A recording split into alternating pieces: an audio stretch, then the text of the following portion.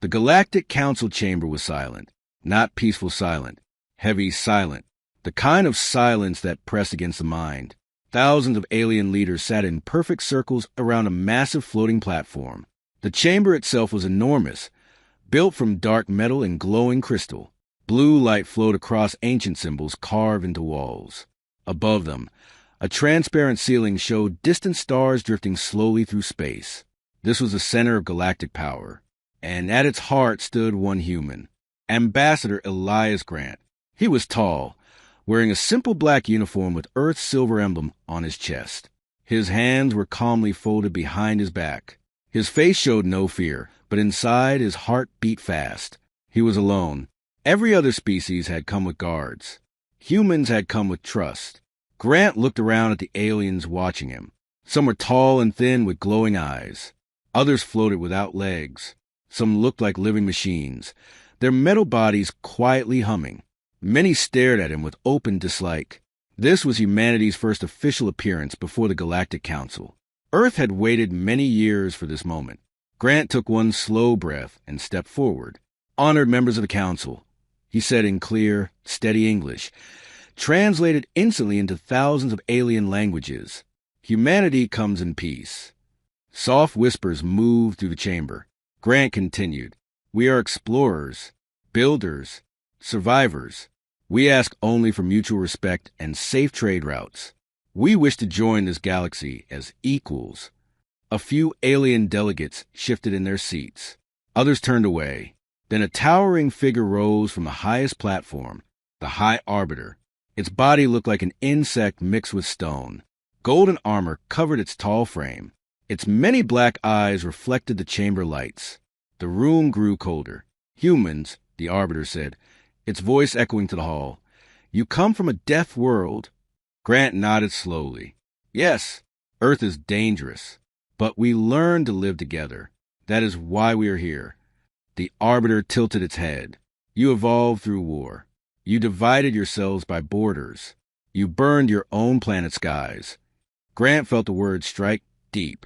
"We made mistakes," he said, "but we learned from them." Low alien voices filled the chamber. The Arbiter raised one clawed hand. Silence returned instantly. "Our records show humanity conquered its own world before seeking the stars," the Arbiter continued. "You are emotional, violent, unstable." Grant clenched his jaw. "We created laws. We built peace systems. We stopped world wars. We protect our civilians." He paused. "We are not monsters." The Arbiter stared at him. Then it spoke words that made Grant's blood run cold. "The Council has reviewed humanity's requests." Grant felt hope rise. "Decision has been reached." He waited. "So quickly?" Grant thought. The Arbiter's voice hardened. "Humanity is classified as a future threat." Grant opened his mouth. Energy weapons powered up around him. Alien guards stepped forward. Grant slowly raised his hands. "Please," he said, "let us talk." The Arbiter did not listen. By authority of the Galactic Council, it announced, "The human envoy is sentenced to immediate execution." Grant froze. For a single second, his mind went blank, then training took over. He lowered his hands, straightened his back. He did not beg.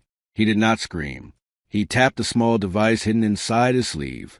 A silent signal left his wrist, traveling faster than light, straight to Earth. Grant looked up at the Arbiter. "You are making a mistake." The Arbiter showed no emotion. Weapons glowed brighter.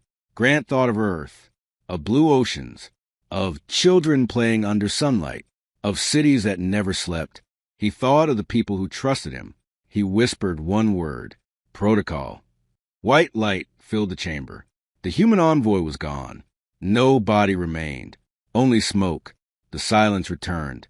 Some alien delegates shifted uncomfortably. Others nodded with approval. The Arbiter sat back down. "Threat removed," it declared, but far away, across deep space, Earth received the signal. In underground command centers, red lights activated. Hidden satellites changed position. Artificial intelligence systems awakened from decades-long sleep. On screens across military bases, one classified file unlocked. Extinction protocol. Status: active. President Marachin stood in a dark room, watching the final seconds of Grant's transmission. She said nothing. Around her, generals waited. Finally, she spoke. He followed procedure. A comm machine voice replied. Confirmed. Ambassador Grant initiated Phase 1. Chin closed her eyes, then opened them again. Proceed to Phase 2. Across the solar system, massive hangar doors opened. Black warships powered up. Lunar defense cannons rotated. Mars orbital platforms activated targeting arrays. Humanity had not come seeking war, but they had prepared for it. Meanwhile, the Galactic Council celebrated. They believed they had crushed a weak species. They believed humans were small. They believed Earth would stay silent. They did not know they had just awakened something far more dangerous than any death world. They had awakened humanity. The message reached Earth in exactly 4 seconds. It arrived as a silent data burst, hidden inside normal diplomatic channels. No alarm sounded at first. No public screens changed. Only deep beneath the surface of the planet did the signal awaken systems that had been sleeping for decades. In Geneva, inside a reinforced command hall, dozens of officers froze as red warning symbols appeared across their displays. Extinction protocol. Phase 1 complete.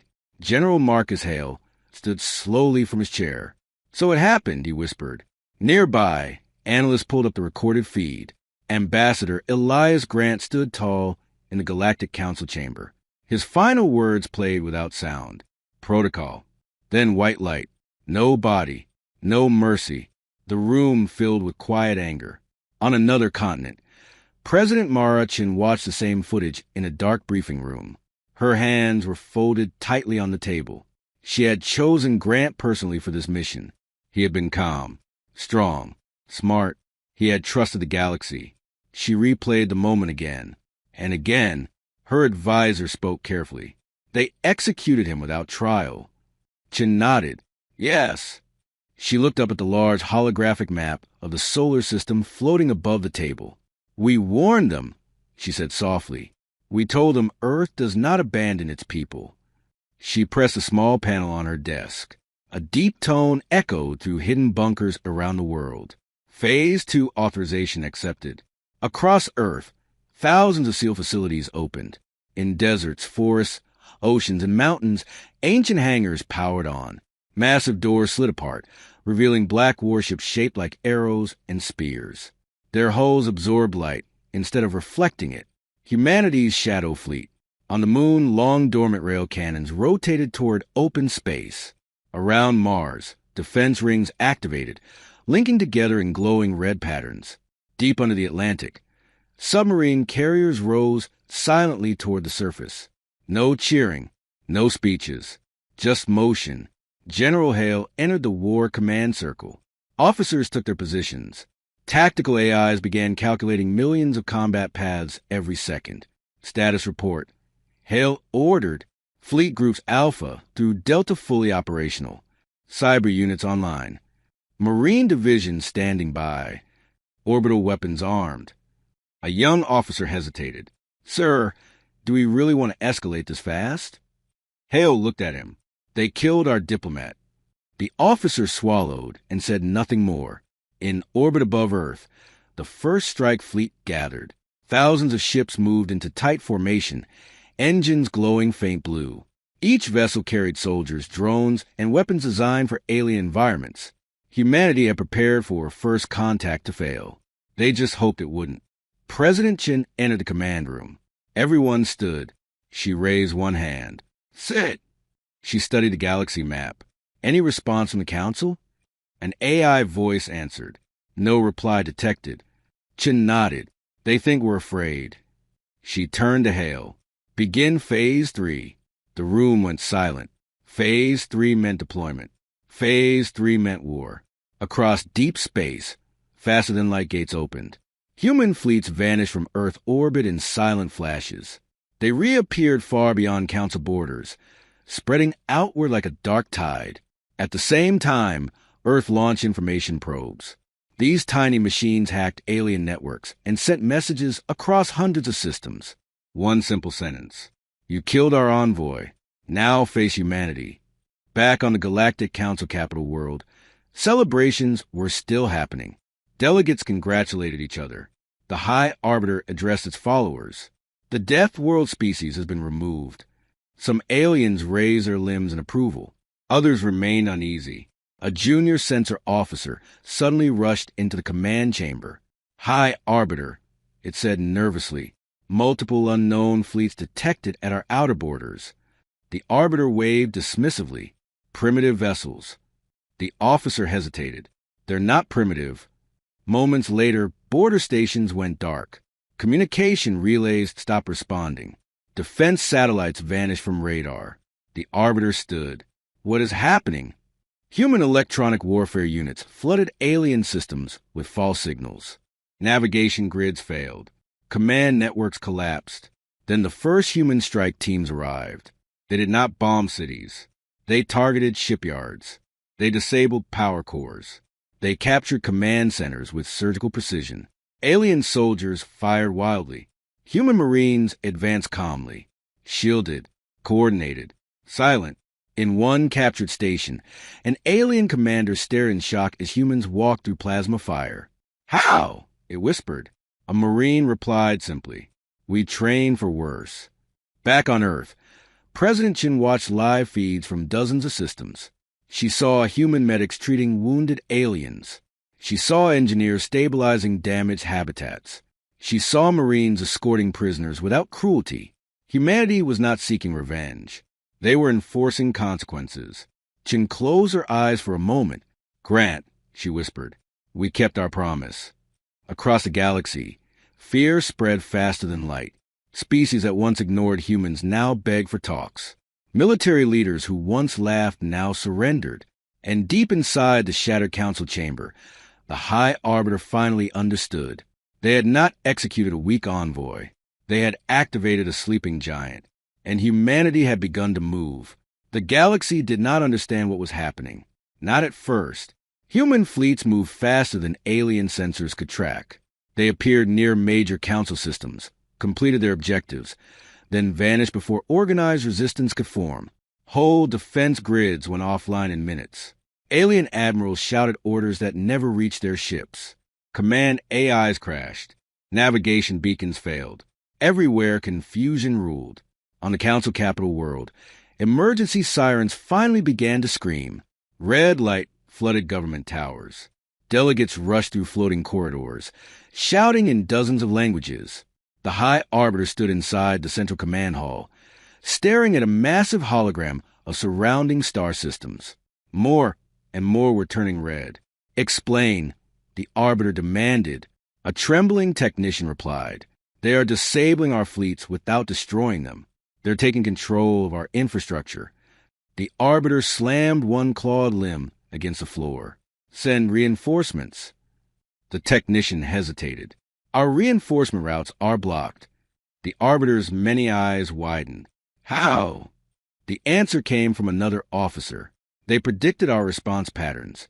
Human tactical AIs had studied alien doctrine for years.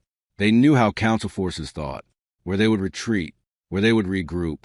Every move the Council made had already been simulated thousands of times. Human strike groups waited at those exact locations. In one border system, an alien battle fleet attempted to form a defensive wall. Before they could finish, human drones slipped through their shields and shut down their engines. Marine boarding teams followed. Inside the alien flagship, Commander Reyes moved through smoke-filled corridors. Her squad advanced quietly, weapons ready. An alien officer tried to block their path. Reyes raised one hand. Stand down. The officer fired. Reyes didn't flinch. Her armor absorbed the blast. 2 Marines disarmed the alien in seconds. Reyes looked down at the shaking creature. This didn't have to happen. She ordered medical aid for the injured, then continued forward. Across dozens of systems, similar scenes played out. Human forces did not shout. They did not celebrate. They executed their missions with cold discipline. Destroy military capability. Secure command nodes. Protect civilians. Meanwhile, Earth broadcasted another message across captured networks. We seek accountability, not extermination. surrender military control, and this ends. Some species complied immediately. Others tried to fight. Those who resisted lost their fleets within hours. Back on Earth, General Hale monitored the campaign. Human casualties were low. Alien casualties were lower. The real damage was psychological. The galaxy had never faced a species that fought this way. Humans did not attack blindly. They removed options. They cut supply lines. They isolated leaders. They left their enemies alive but powerless. President Chin joined Hale in the command center. The Arbiter still hasn't surrendered, Hale said. Chin nodded. They won't. Pride. At that moment, a new signal appeared. The Arbiter's personal transport ship had launched. They're trying to escape, Hale said. Chin folded her arms. Let them run. Hale looked surprised. Chin continued. Track them. Don't stop them. The Arbiter's ship fled toward a neutral system. Human vessels followed at a distance, not attacking, waiting. The Arbiter believed it had escaped. It believed it could rally remaining forces. It was wrong. In the neutral system, dozens of human ships uncloaked around the fleeing transport. Perfect formation. The Arbiter's pilot tried to jump again. Human jammers activated. No escape. A human frigate moved forward and locked docking clamps onto the Arbiter's vessel. Inside, panic spread. Human Marines boarded calmly. They reached the command chamber in less than 3 minutes. The Arbiter stood tall, tried to appear strong.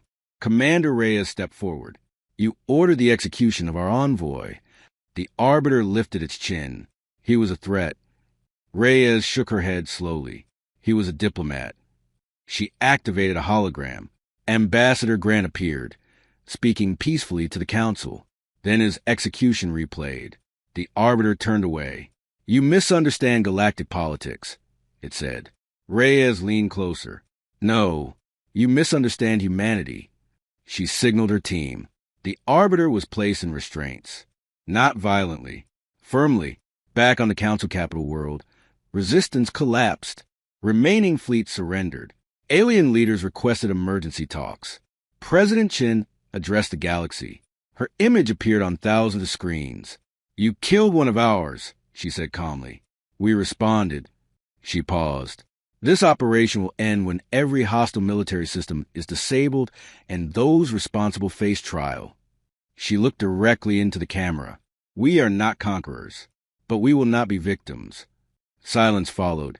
Then, one by one, alien governments accepted Earth's terms. Across the stars, white surrender beacons lit up. Humanity had done what no species had ever done before. They dismantled a galactic empire in weeks, not with rage, with planning, with unity, with purpose.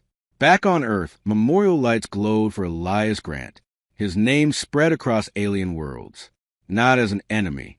As the moment, everything changed, and the galaxy finally understood humans do not seek war, but when forced, they end it. The galaxy expected destruction, planets burning, civilizations erased. That was how wars usually ended. But humanity did something different. They stopped.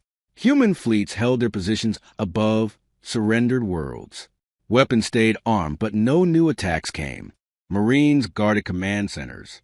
Engineers repaired damaged power systems. Medical teams treated wounded aliens beside wounded humans. This confused everyone. Many alien leaders had prepared themselves for extinction. Instead, they were offered stability. On the Council Capital world, emergency shelters slowly opened. Civilians stepped outside, expecting to see fire in the sky. They saw human ships instead, silent, watching, protecting orbital lanes. In the central government complex, capture officials were escorted into a large chamber. They were not dragged. They were not beaten. They were given seats, water, medical scans, translation devices. The High Arbiter sat among them, bound but unharmed. It watched everything with disbelief. A human delegation entered the room. At the front walked President Mara Chun. She looked tired, but steady. She stopped in front of the Arbiter. You executed Ambassador Elias Grant, she said. The Arbiter said nothing. Chun continued. You believed humanity would respond with chaos. Still silence. Chen activated a hologram. Documents appeared in the air. Charts, flow maps, strategic diagrams. This, Chen said, is Extinction Protocol. The alien leaders leaned forward. It is not genocide, Chen explained. It is containment. She pointed to glowing nodes across the star map.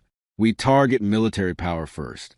Shipyards, command networks, defense AIs, communication hubs. She moved her hand. Then we isolate leadership. Another gesture. We protect civilian populations. Always. The Arbiter finally spoke. You prepared this long before meeting us. Chen nodded. Yes. Why? Because space is dangerous, Chen replied, and because we know our own history. She paused. Humans learned long ago that peace without strength is just hope. The Arbiter looked away. One alien delegate whispered, You dismantled our empire without destroying our people. Chen looked at them. That was intentional. She turned back to the Arbiter. You could have had cooperation. The Arbiter's voice was low. You are Deathworlders. Chen nodded again. Yes. Her eyes hardened. And you forgot what that means. Outside, human engineering teams restored power grids. Children on alien worlds watch human drones repair broken bridges. Hospitals received supply drops. News spread fast. Humans were not killing civilians. They were rebuilding. Fear began to change into confusion, then into something else. Respect. On Earth, broadcasts showed Marines helping alien refugees. Doctors treated species they had never seen before. Engineers worked side by side with former enemies. Humanity had not come to rule. They had come to correct. General Hale briefed the Global Council. Military resistance has dropped to under 5%. President Chen nodded. Begin Phase 4. Phase 4 was restoration. Human construction ships moved into damaged systems. Emergency shelters were built. Food replicators were deployed. Aliens who had once voted for Grant's death now depended on human aid. The High Arbiter was transported to Earth for trial, not executed. Tried. The galaxy watched. In a massive orbital courtroom, the Arbiter faced human judges and alien observers. Evidence was presented. Records replayed. Grant's execution was shown again. The Arbiter attempted to defend itself. We acted to protect the galaxy. A human prosecutor replied calmly, You acted out of fear. The Arbiter had no answer. The verdict was delivered. Guilty of unlawful execution. Guilty of abuse of authority. Guilty of crimes against sentient life. The sentence was imprisonment. Permanent. No torture. No spectacle. Just removal from power. Across alien systems, former council members resigned or were arrested by their own people. Humanity had shown them another way, a way without terror. President Chen addressed the galaxy once more. This conflict ends today. Her voice carried through thousands of worlds. Humanity will help rebuild what was broken, but the old council system is finished. She paused. A new interstellar charter will be created. One based on equal rights, fair trials, and shared responsibility. Alien governments agreed. They had no choice. But many also felt relief. The old council had ruled through fear for generations. Now something different was forming. Back in the rebuilt council chamber, workers removed ancient execution platforms. Human architects redesigned the space. Open floors, clear light, no hidden weapon mounts. At the center, a simple statue was placed. Elias Grant, standing calmly, hands behind his back, facing the stars. Below it were engraved simple human words. He came in peace. Across the galaxy, those words spread. Humans had lost one life, but gained something larger, trust, and the universe finally understood. Extinction Protocol was never about destroying civilizations. It was about making sure no one ever thought killing a human diplomat was acceptable again. Humanity had drawn a line, quietly, firmly, and the stars listened. The war was over, but the work had just begun. Across dozens of star systems, human fleets remained in orbit, not as conquerors, but as guardians. Weapons were lowered, but not shut down. Marines stood watch beside alien security forces. Human engineers repaired space stations that had not seen maintenance in decades. Civilian ships moved freely again. Trade routes reopened. For the first time in centuries, the galaxy breathed without fear. On Earth, President Marachin addressed the Global Council. Our objective was never domination, she said. It was accountability. She stood beneath a hologram of the stars. The old Galactic Council ruled through intimidation. That ends now. Human diplomats traveled to alien capitals. They did not arrive with threats. They arrived with contracts, medical teams, and rebuilding plans. Some alien leaders resisted at first, but their people did not. They had seen humans protect their cities. They had watched Marines shield alien children during evacuations. They had felt human food deliveries during shortages. Slowly, trust replaced terror. In one devastated system, a human medical ship treated thousands of wounded aliens. Doctors worked without rest. Volunteers translated languages on the fly. An alien elder watched quietly. You lost one of your own, it said to a human nurse. Yet you help us. The nurse smiled tiredly. That's what he would have wanted. Back in the former council capital, construction crews transformed a massive chamber where Elias Grant had been executed. Dark metal walls were replaced with lighter alloys. Execution platforms were removed. Open gardens were added beneath artificial skylights. Human architects insisted on transparency. No hidden corners. No secret weapon ports. At the center of the chamber, Grant's statue remained, not raised high, just standing among everyone else. The new interstellar assembly gathered for the first time. Every species had one vote. No exceptions. President Chen opened the session. We will not build another empire, she said. We will build a community. Alien representatives spoke. Some were nervous. Some were hopeful. Some still feared humanity's strength. Chen addressed that directly. Yes, she said. Humans are dangerous. She paused. We come from a world that tried to kill us every day. Earth taught us survival. She looked around the chamber. But survival also taught us compassion. The assembly voted. The new charter passed. Fair trials. Civilian protections. Shared defense. No executions without unanimous agreement. No death world discrimination. The galaxy had changed. Humanity had not taken a throne. They had removed it. Instead, they became something else. Anchors. Back on Earth, General Hale walked through Arlington Memorial. New names were being added. Not many, but every one mattered. He stopped before a single stone. Elias Grant. He stood in silence. You did your job, Hale whispered. Across alien worlds, Grant's story became legend. Not because he fought, because he stood alone, because he spoke peace, because he refused to kneel. Alien schools taught human history. Children learned about Earth's oceans, about ancient wars, about how humans once nearly destroyed themselves, and how they chose unity instead. One alien student asked the teacher, "Why didn't humans destroy us?" The teacher answered, "Because they already learned that lesson on their own planet." Human fleets slowly withdrew. They left behind defense systems controlled by joint councils. They trained alien security forces. They shared medical technology. Humanity did not rule the galaxy. They stabilized it. The High Arbiter remained imprisoned on a quiet asteroid facility. It spent its days staring at stars it no longer controlled. Sometimes it replayed Grant's final moments. Sometimes it wondered what would have happened if it had chosen differently. President Chen visited once. She stood behind the containment field. You could have had peace, she said. The Arbiter did not reply. Chen turned and left. The galaxy moved forward. New trade alliances formed. Exploration missions launched. Human and alien crews traveled together. Mixed species colonies began forming on frontier worlds. For the first time in history, Death Worlders and Soft World species built cities side by side. At the rebuilt council chamber, ambassadors gathered beneath Grant's statue. A plaque beneath it read, "He came in peace." Humanity answered in strength. Visitors stopped to read it.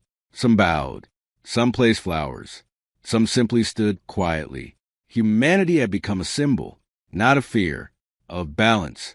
They showed the stars something rare: power with restraint, strength with mercy.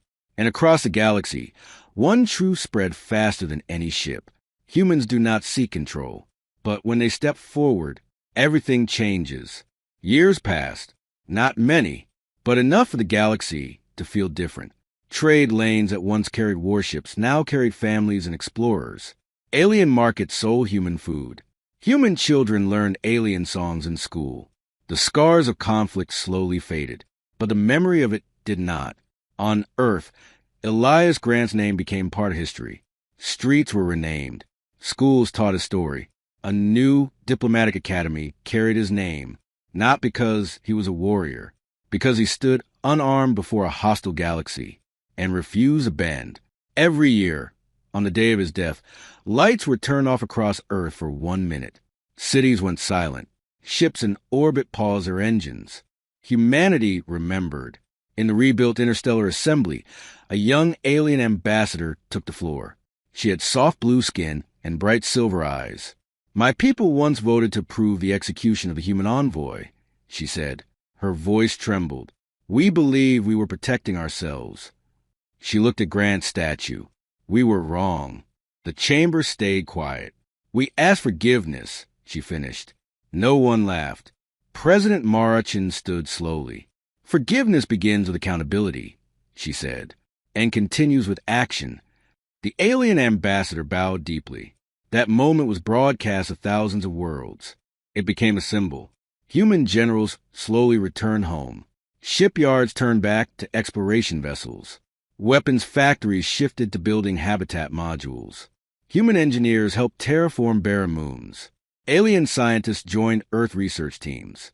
The galaxy became shared territory, not divided space. Commander Reyes retired from frontline duty.